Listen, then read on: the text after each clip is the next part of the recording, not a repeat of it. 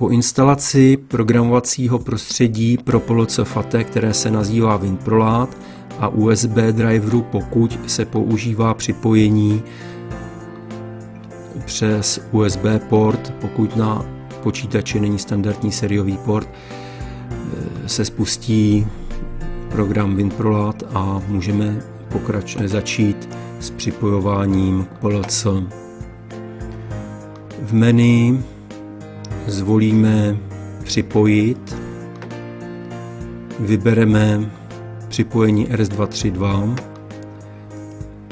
nastavíme odpovídající sériový port, v mém případě se jedná o komunikační port 8 a nejjednodušší je použít autodetekci, kdy program WinProLAD prohledá porty, které má k dispozici a pokusí se PLC najít na všech bodových rychlostech, které přicházejí v úvahu. Já to provedu.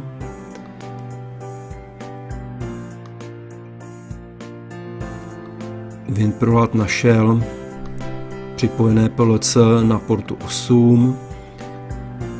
Potvrdím připojení. Důležitá informace je, že standardně PLC přichází z továrny nastavené na 9600 bodů, 7 datových bitů a se sudou paritou.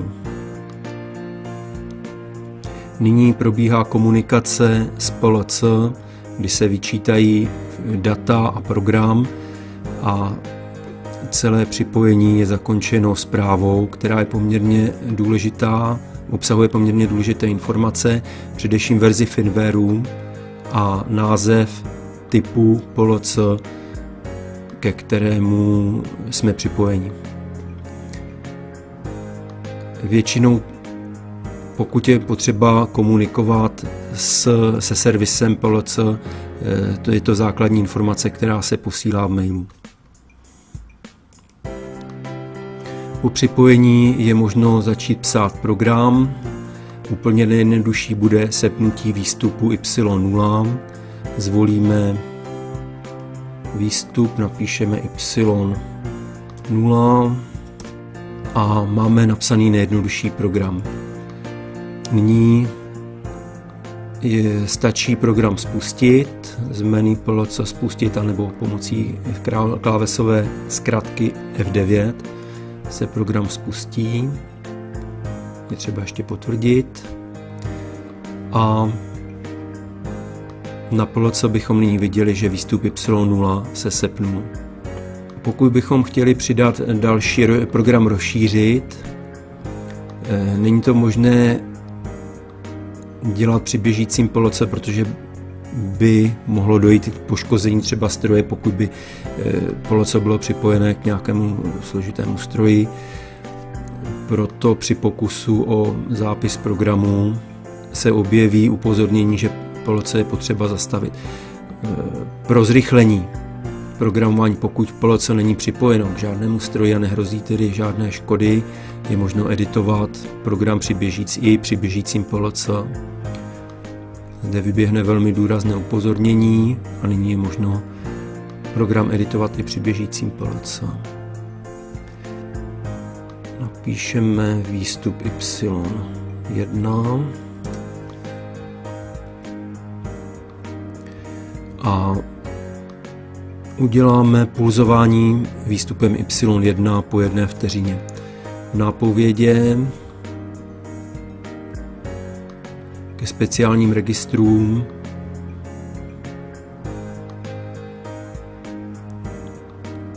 si vyhledáme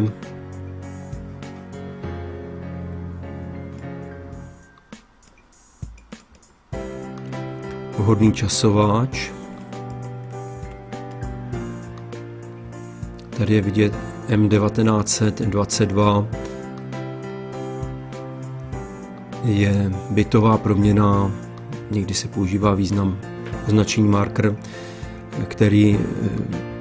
na který je vyveden vteřinový puls M1922. Vložíme do programu M1922. Nyní je program připraven, ale ještě není zapsán do PLC.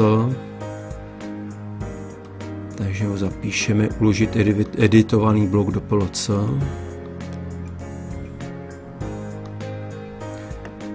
A je vidět, že výstup po 1 vteřině bliká. Další možnost editování je při zastaveném PLC. Nyní si předvedeme například situaci, kdy sepneme výstup po určité době a použijeme už složitější blok funkci.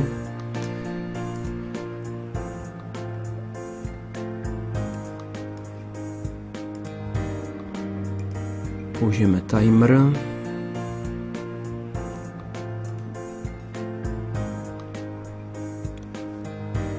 Například vteřinový, čili T200, a řekneme, když se napočítá do 7 vteřin, tak se sepne jeho výstup, který si přivedeme na Y2.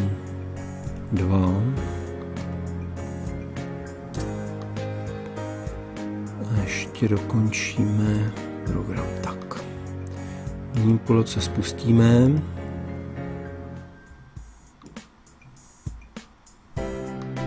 A po odpočítání 7 vteřin se nám výstup Y2 sepne. Tak. Čili to byla jednoduchá ukázka psaní PLC programů. Ještě poměrně zajímavá informace je stavová stránka, kde je možno sledovat stavy registrů, vstupů, výstupů a tak dále. Vytvoříme si novou stavovou stránku. Umístíme ji.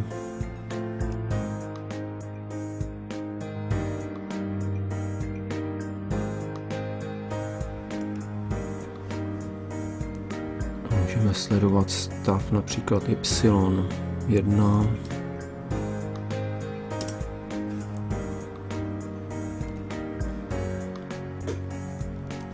Y2. Tak dále.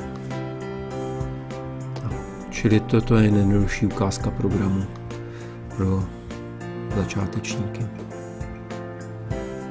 Pokud je potřeba, vlastně program ještě můžeme uložit, tak to vytvořený program můžeme uložit do souboru, čili uložit jako v dokumentech můj první program a můžeme se odpojit od PLC.